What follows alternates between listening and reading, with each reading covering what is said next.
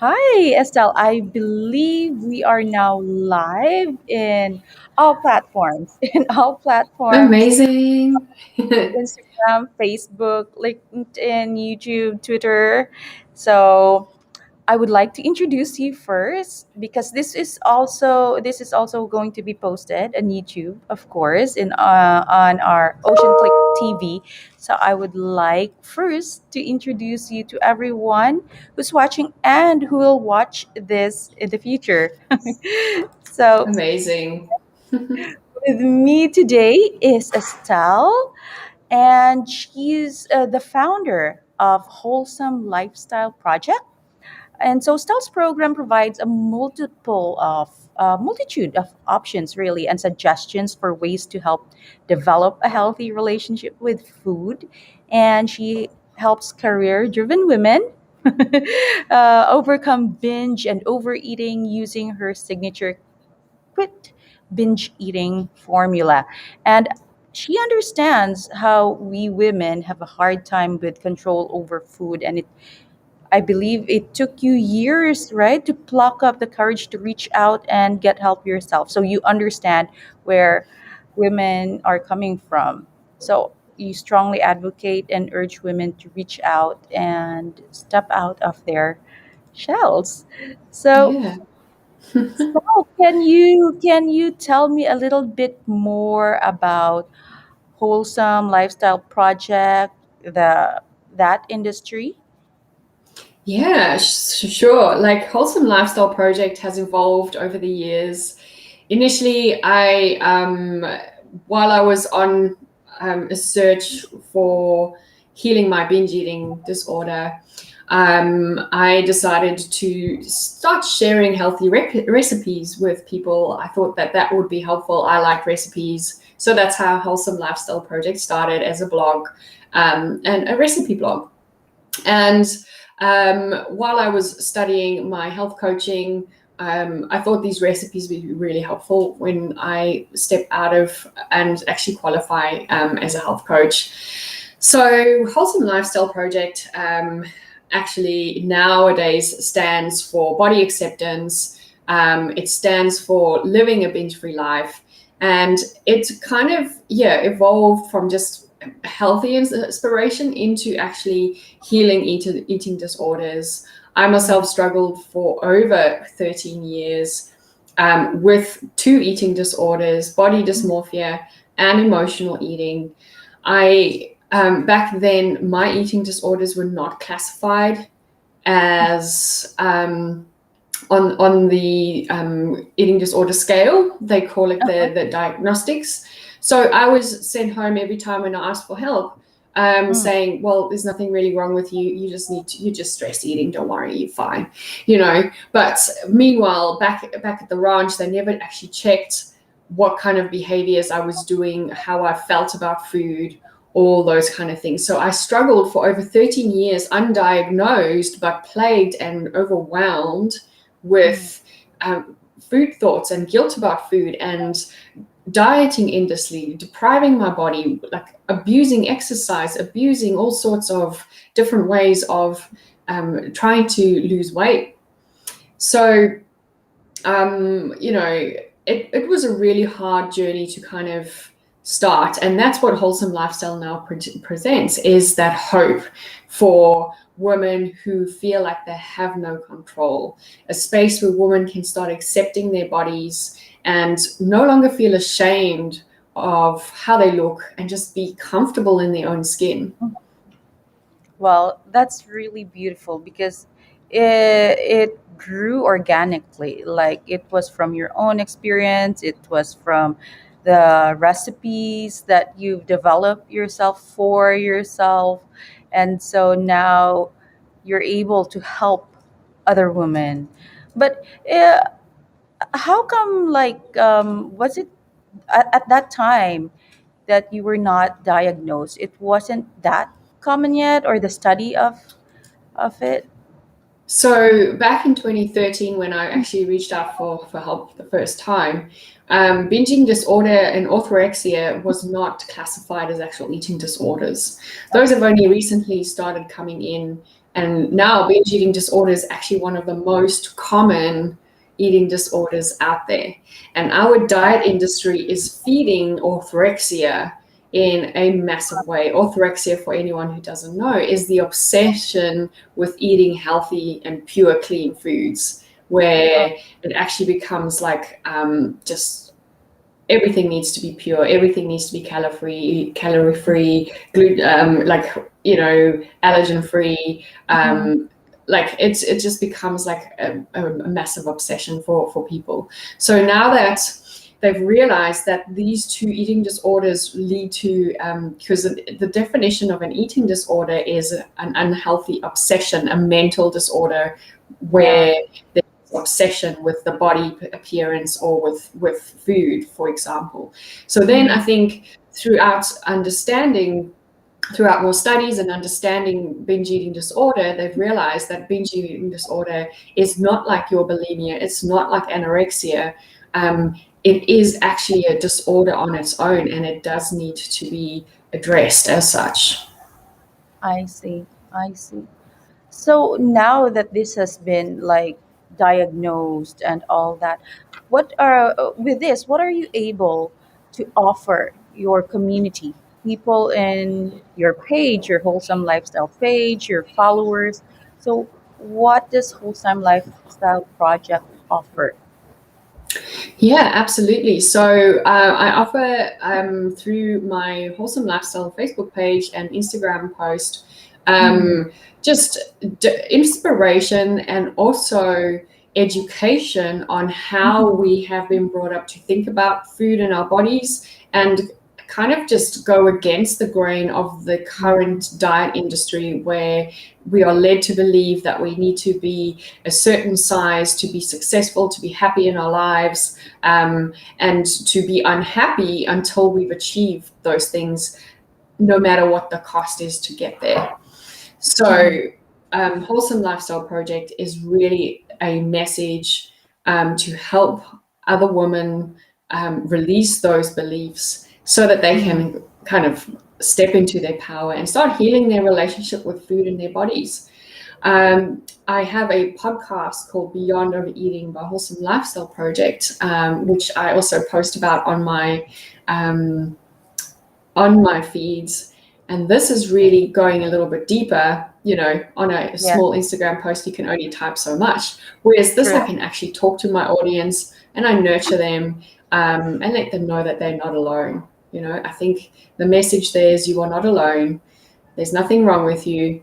We just need to find a different way for you with food and your body. I see. That's beautiful.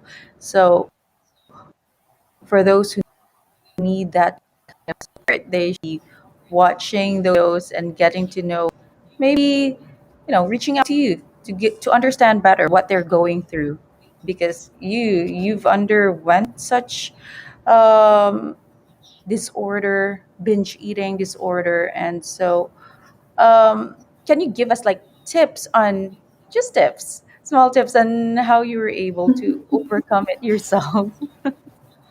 Yeah. So and this is actually what I teach my clients now. The first step is to heal the relationship with food. And that actually starts with, you know, removing labels and fear from food, accepting your body, and those are really hard steps, but removing diet behaviors like getting on the scale every day or more than once a day, weighing all your food and measuring and tracking calories till the day come home, I was tracking on MyFitnessPal, Weight Watchers points. I had a running app that I was tracking my running calories. I also didn't trust any of those, so I was tracking on an Excel spreadsheet too that had Wow. some formulas, and I had an Excel spreadsheet to track my running and my running calories as well. So those are kind of just the kind of obsessive behaviors that we can create and form through the dieting world. So it's starting to heal though that. Then obviously, once you're at peace with food and getting to understand your body and be okay, then you get to actually heal emotionally. We all are emotional beings. We either have emotion, I call them wounds. They can either be from your past, and these wounds start from young children from the age of 6, where they start believing that disordered relationships happen, mostly teenage years, that 12, 13-year-old age, and then moving into what we carry into our rest of our lives as behaviors with food. So so we need to heal those wounds, but we also need to heal other emotional stuff that's just happening for us right now. Like stress might not be a wound for you, but stress can absolutely drive us to do many different things. And often stress has more health risks than a little bit of weight on your body. True. So that's and then the third part is actually building habits that last, taking all those two previous points and building habits that actually set a foundation that will actually take you through difficult situations. My dad passed away 2 weeks ago, and I was able to lean on the habits that I've built through my recovery, not to fall back into spirals of binges and coping with food.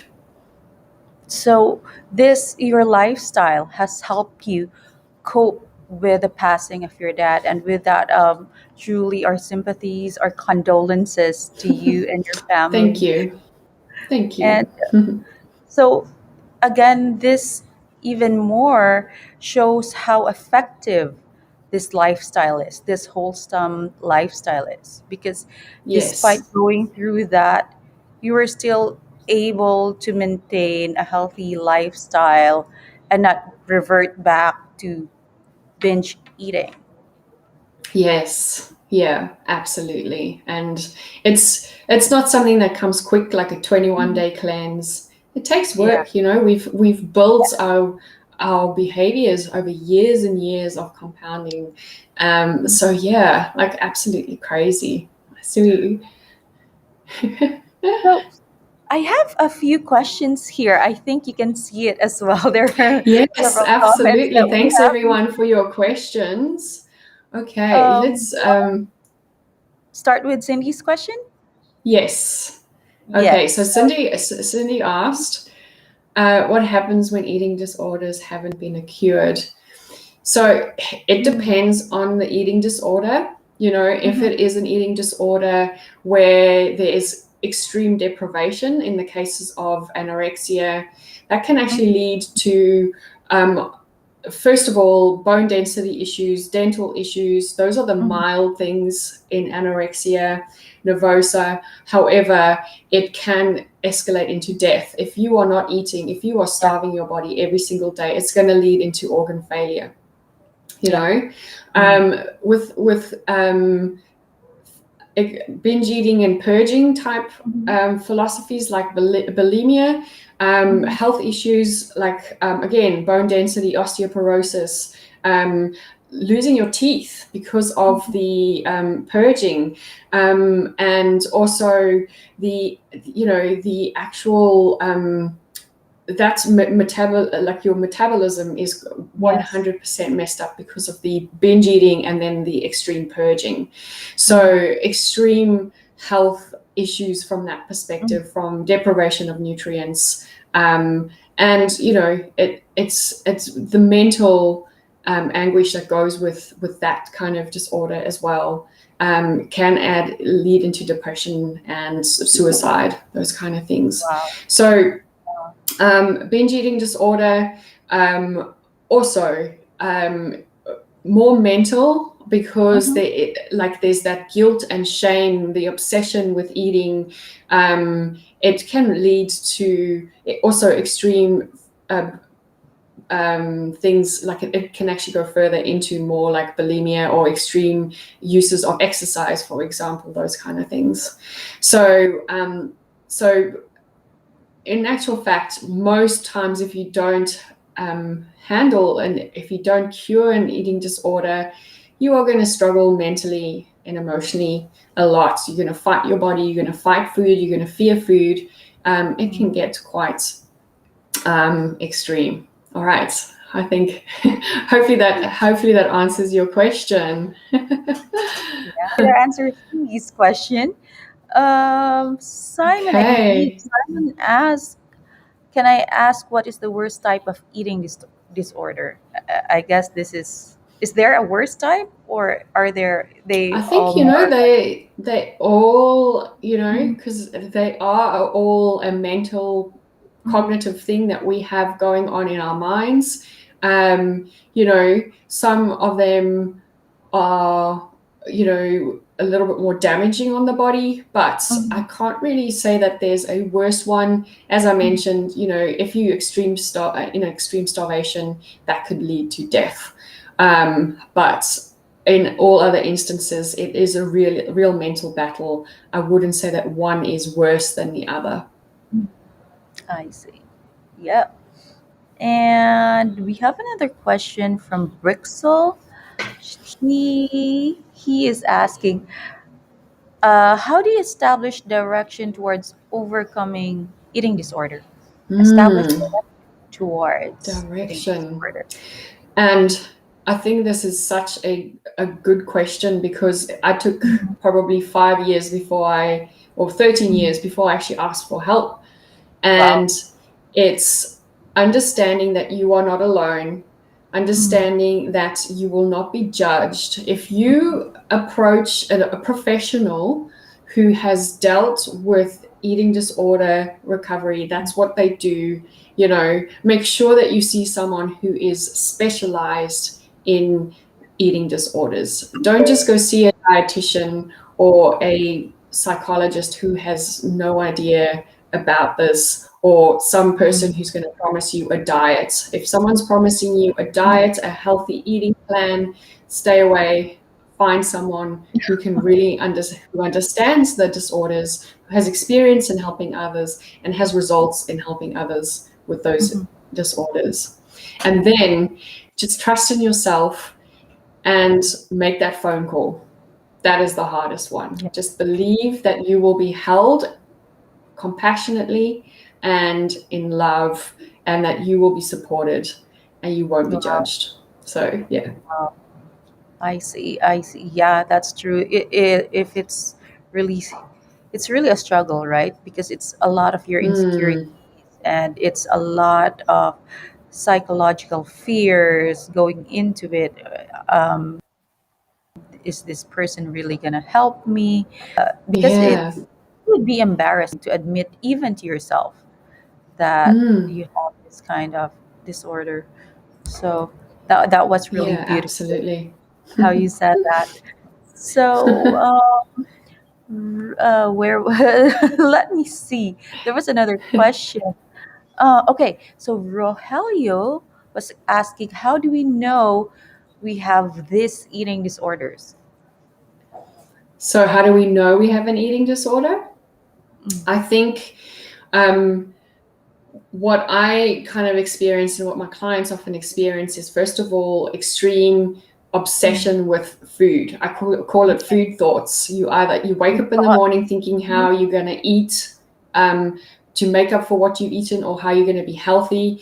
mhm, There's just this preoccupation with food mhm, in your mind. So that's one of the first mhm, signals. Often people with eating disorders don't really see it as a problem because they feel like they're doing the right thing, and they think everyone else is lazy or is not disciplined enough, mhm, whatever the case is. You also know if you have an eating disorder if you're obsessing over your body, like checking okay. your weight, pinching your sides all the time, Mhm, checking the scale 2 to 3 times a day. If you, wow. like I mentioned earlier, if you Mhm, obsessively counting and tracking what you eat, mhm, all those kind of things is a sign that you are struggling with at least disordered eating, Mm-hmm. but possibly an eating disorder as well, just depending on what you're going through. I see. So yeah, those are some of the things that you should look out if you have a feeling that you might, you know, have those kinds of disorder. So yeah, Yeah, you can check, and you can even ask to see if it is really a disorder. yeah. Um, and so, is it addicted to binge eating due to stress? Because you did mention stress earlier. Yes, good question. Absolutely. Because, as I mentioned, stress could be a wound of ours, something where we just feel so overwhelmed. Mm-hmm. And eating is a form of distraction. And Yeah. eating becomes, when we eat food, we get different chemicals that are released in the Yeah. body. You get these endorphins, and we get like feel good serotonin and dopamine, especially when we eat binge type foods. And the Yeah. reason for that is because usually our binge foods, we feel like they're forbidden. So we feel like we're rebellious as well when we Yeah. eat those. It's like an extra adrenaline rush for eating the foods. Plus, you get the dopamine from eating those foods, that emotional comfort you get from food. Mm-hmm. So if for prolonged periods of time you use binge eating as a way of coping with Mm-hmm. your stress, then yes, it can become a behavioral pattern. I wouldn't say addicted, because I'm of the belief that you cannot be addicted to food. There's other reasons for your behavior with food, but you can't, with other substances, you can cut them out, you can abstain, and Mm-hmm. that is ways to heal. However, when it comes to food relationships, if you Yeah. abstain from food, if you cut it out, it's going to aggravate your symptoms and you'll find yourself binge eating True. even more. Yeah, True. hopefully Because that helps. we need food every day. It's not something like, hey, let's cut smoking. We can live without it, or drinking. We Yeah, can live without it. But food, we need food. yeah, It's not absolutely. like we can just eliminate totally. I see. Yeah, yeah, Okay. so true. Oh, here's a good question. What makes you different from other coaches, like Stel style, Oh, project style coaching? thank you, Rosalind. That's such a beautiful, beautiful question. Uh, First of all, um, I've walked the eating disorder path. I've Mhm. walked the shame and the guilt that comes from the behaviors. And Mhm. from that lived experience, I have utmost compassion for anyone that approaches me for advice or who actually works with me. So that is the first difference. The other difference is I did not stop at a health coaching course, because health coaching, unfortunately, when I studied health coaching, that actually aggravated my eating disorder, because a lot of health coaching philosophy is being healthy and being thin. So um, eating disorder coaching is very different to health coaching. And Yeah. for that, I studied further into understanding the mind through cognitive behavioral therapy. I studied emotions through emotional freedom technique. I am a qualified yoga teacher, so I understand a spiritual perspective as well.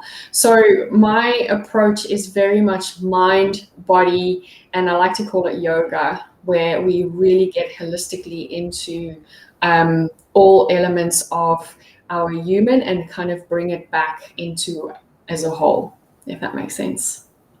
Wow, that's beautiful. Yeah, that's true.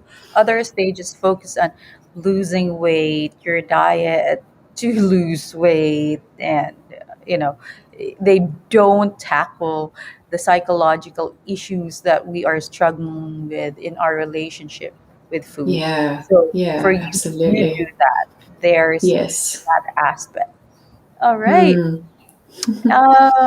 another question here. Oh, how do you handle a difficult client? It could be Ah, I'm extremely lucky. My clients have all been wanting and they were all willing to challenging. actually change. So, for me, a difficult client is not necessarily a client who's picky or refuses to do the work. A difficult client might be someone who's really struggling with old wounds. Mhm. And there's the difficulty. It takes a while to unravel that underlying. And it's like sometimes some nuts are just harder to crack to get to the bottom. So I wouldn't say that that client is difficult in that sense. They're just a little bit more complex. And Yeah. but through working together, I've never had resistance from anyone. Um, Everyone's put in the work. They're all willing to really take that step. And yeah, so sometimes it takes a little bit longer Mhm. to heal some of those behaviors than others. But yeah, hopefully that answers your question, Angel. There you go, Angel. Is from Cyrus and is asking the youngest possible age that one can get an eating disorder. Okay, yeah. So, this kind of all just depends on your background, what you've grown up with. Mhm. I mean, if I honestly, now that I know the symptoms and the awareness, I can remember myself as a very young girl sneaking Mhm. food, binge eating when there's tea parties. I'd be at the cake table shoving food down my mouth while everyone else was playing. But, you know, so I don't think that there is really like a defined age, but it Yeah. can start as young as um, 4 or 5, where Yeah. some young children can learn certain things from what they see in the environment, what their Yeah. parents are doing. Some young kids are put on a diet at that age, which means they feel deprived, which means that they will go and binge eat whenever they can. Um, Mm. you know, so it is definitely like there is no definitive, but understand that young children really learn from what they see in the environment, what they see on magazine covers. They might not be able to read it, but they can see that everyone's like, oh wow, that woman's lost weight and now she's happy.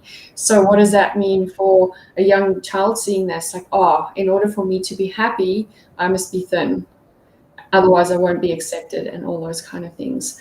But then there's other ways, like I was mentioning with myself, where young children don't know how to manage themselves emotionally, and that could be from Yeah. just, I think there's a huge issue with education around how to handle your Mhm. emotions. It's not taught at schools. Our parents haven't been taught that. So Mhm. we grow up not really understanding how to manage our emotions. It's all pretty much just, bottle it up inside and forget about it. Unfortunately, that never happens, and that's where we have behaviors with food. Like I did. I would sneak food and binge even when as a little girl. So yeah. I see. So it really develops at a young age depending on their environment and what they see with their parents. Yeah. So I have 3 kids. So I do try my best to make sure I'm setting a good example, not depriving them, but also just being able to provide healthy options for them. Mm. Yeah, but it's not just about how you what you teaching them.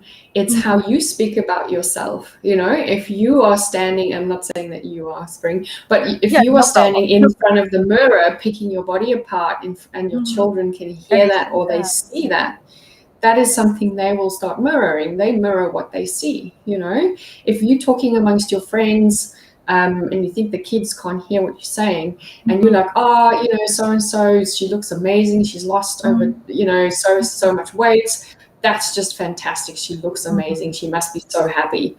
You know, they absorb it. They're like Yeah, sponges. They might be playing. You might not even think that they're hearing what you're saying, but they do. Like they that pick they those do. things up. So if we Yeah, are praising weight loss or praising kind of thin or like bodies that are not our bodies and bodies mhm, that are not like, that can start like, you know, having an effect on them. true. And not everyone, I'm not saying every child eventually ends up with eating issues, but most people I know have body issues where they are Mm, not happy with the way they look in some yeah, way or form. in some way or form. That's true. I see. So yeah, this has been very helpful. Just being that example, like not just saying to them this and that, but to also be careful of how I actually perceive myself and how I nurture them, how to they see others. That's true. Yes. Sometimes we don't even notice that we're doing it, Mm, and we don't even notice that they're around and they're hearing that. So that's something yeah. that Or already maybe stuck. it's not, Up. or maybe it's not you, but your friend might be diet obsessed and she talks about it all the time. And you think you're doing the right thing, but there's Yeah, other yeah. influences as well. So Thank you for that. We have a few more questions. I'll just go through them quick. Another one is from Kent. What are the influences or things that lead towards this type of disorder? I think you've mentioned some already. okay, yeah. So definitely, so influences external environment, like growing up. So that can be one. There's definitely the extreme body dissatisfaction, whether you grew up with that or whether you now in the Instagram world where everything is inspiration and how I lost 20 kilos in 5 days, Mhm. all those kind of things. There's even, I hate to say that, but there's pro eating disorder like communities on social media like Facebook group and Twitter, where they actually praise each other for losing more weight, and it's the pro anorexic groups and those kind of things. So if you had a friend who possibly pulled you into that, that can be something as well. Mhm. Then, if you are in a space of binge eating disorder often obviously comes from somewhere along the line you coping with Mhm. some issue with food, whether it was hunger or emotional, and that's how binge eating disorder can possibly come about. Um, Mhm. some people actually need to go on really restrictive eating plans because of their health. And I'm not talking here everyone who's just like, oh, I'm gluten intolerant or whatever because Pinterest says I am. I'm talking about people who have go into Lyme disease or those autoimmunes where all of a sudden their bodies cannot handle their Mhm. usual foods that they would eat. And all of a sudden their eating regime goes from quite a variety of food to highly restrictive food, and they will find themselves binge eating a lot as well. So there can be like many different influences. You can't really judge a person who's even overweight to say that they are a binge eater because they might not be. So so many different influences. Mostly comes from body dissatisfaction, and what we see, and that's perpetuated by what we see in social media, the media, magazines, our environment. Well, thank you so much for that, Estelle. I know there's still a couple of questions left there, but I do want to ask you, can you tell us a little bit as to how you grew your your community, the Wholesome Lifestyle Project community? Yeah, so oh my gosh, the Wholesome Lifestyle Project community started in 2018. Mm. I started with a Facebook page to promote my recipes, and I started a Facebook group. And so I used Facebook groups. I held quite a few challenges in there. And so my group kind of grew from that perspective. I don't have a massive Facebook group, to be honest, and I don't feel like I need to have a massive, like overwhelming Facebook group.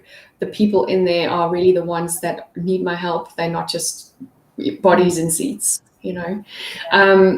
So that's from a Facebook group perspective. From a Facebook page perspective, that kind of just grew as I kept posting and sharing my posts. And then Instagram kind of started a few, probably 2019. That's when I started my Instagram account. And that also kind of just took time to get where it was. It really kind of grew exponentially when I started working with you and OceanClick to really expand my reach and my message, you know, and that was more, previously I was just focused on posting, but with what you guys helped me with was more the social engagement and really engaging with my future clients or just people who needed help. Yeah, yeah. Well, we're also thankful that we are part of this journey and to be a part of something that's helping people. For us, that's an honor, truly, that we're able to be part of that. So, I just want to know though, like what aspect or kind of like what characteristic of like a VA in terms of helping you in social media do you think is crucial? I think a VA needs to be experienced in what she or he is offering, you Yeah. know, because I know figuring out social media and things that work takes time. So if I'm engaging with a VA, I would really like someone who actually knows what they're doing. They've had results for themselves, they've had results for others. Like for you, I could see that you have just a result of your company, how you have grown that. That's a really good example of someone who knows their stuff, you know, and so that is really important. And then I think also a fast learner, because you know we often have things that we need for you to kind of pick up last minute, like I've done with you before. McSpring, here's a quick video how to do this. Can you help? And you were like, yeah, sure, and you just ran with things, you know. So they need to be quick on their feet and kind of Yeah. just be able to kind of pick up those kind of things quickly. And yeah, I think those are the other, and then also innovative, knowing their field and understanding what works, you know, and also being able to suggest to, like, I'm always open to suggestions about, Yeah. hey, Stel, let's try something like this because this is really working. Mhm. Whereas, you know, because I wouldn't know, I'm not a marketing person, you know. So I don't know what's out there. I don't really have time to research that and to test it. And I really appreciate it when that is actually offered as a suggestion and say, okay, well, let's try it and see how that works, you know, because you guys are the experts in those kind of things. Well, thank you for that. And so I do want to ask you, what's your like long-term vision for Wholesome Lifestyle Project? Oh, yeah, beautiful. So I'm actually writing a book, which will be a binge eating recovery step-by-step process. Mhm. And so that is something that I am hoping to complete by the end of this year, touring most of Australia while we can't travel internationally, and really encourage people and women to really heal their relationship with food and their bodies in a very mind body yoga perspective, like I mentioned earlier, where it's just such a holistic way of healing. So the long-term vision for Wholesome Lifestyle Project is to help as many people as we can. I'm actually doing a small little online course, just teaching people how to ditch diet mentality and also start eating more mindfully. There's a lot of people who they might not be in an eating disorder space, but they have lost the ability to eat mindfully. So that will be coming out in the next month or so. The book should be ready, if everything goes according to plan, end of this year. Super And then, excited yeah, for that. definitely. Then I want to really start standing on, like, this has been a vision of mine Mm. since 2016, is standing on stages and like helping people heal, and helping them just really absolutely feel like they are amazing human beings just as they are. So yeah, that is the long-term vision for Wholesome Lifestyle Projects. Awesome. I'm excited for you to be a part of it. Wait for that book to come out. We'll be there to support your touring around. All Yes, absolutely. right. You'll have to come to So Australia to take my photos and videos. yes, yeah, we'll be in your videos. We'd love to do that. Um, but anyway, Estelle, thank you so much for taking the time to join us today. And as you know, OceanClick is almost turning 1 year. I've been working with you even before OceanClick, and you've been, Yes. yeah, with us since the very beginning. So I just wanted to ask if there's something you want to say for, of course, our VAs here, any encouraging words for them for our anniversary. Oh, yeah. So thank you, everyone at OceanClick. Even as part of the team that I normally don't deal with, you guys have been absolutely amazing. I think that you guys are just like so generous with your expertise, with being patient with me. Um, and yeah, I just really appreciate everything that you guys have done so far for myself and Wholesome Lifestyle Project. Your support really means a lot. I get daily greetings from the team to say hello. It really warms my heart to see that. It's almost like we're in an office working together. So I really appreciate that. Thank you so much. And yeah, if anyone's listening and they would like still wondering if OceanClick is the right solution for you, you better make sure that you call Spring and just get in there. You'll love it. Thank you so much for that style. I mean, that means a lot to me and for sure to your team. Okay. And I just want to invite everyone as well who want to know about more about what Estelle does and Wholesome Lifestyle Project. You can find Wholesome Lifestyle Project on FB and IG. It's basically that at Wholesome Lifestyle Project.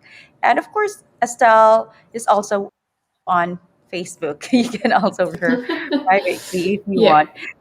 And also, I would like to invite everyone to also follow us, Ocean Click. We are on IG and TikTok. It's at Ocean Click. And on LinkedIn as well, we are Ocean Click Virtual Solutions. And to those who prefer YouTube, like TV. And again, Estelle, thank you so much for your time, for joining us today. And yeah, we're looking forward to those projects that we'll have with you for this year and for the years to come. Amazing. Thank you so much for having me. All right. And to everyone, you all have a great day. Estelle, have a wonderful day. I'll see you soon. Oh, thank you so much. Bye. Bye.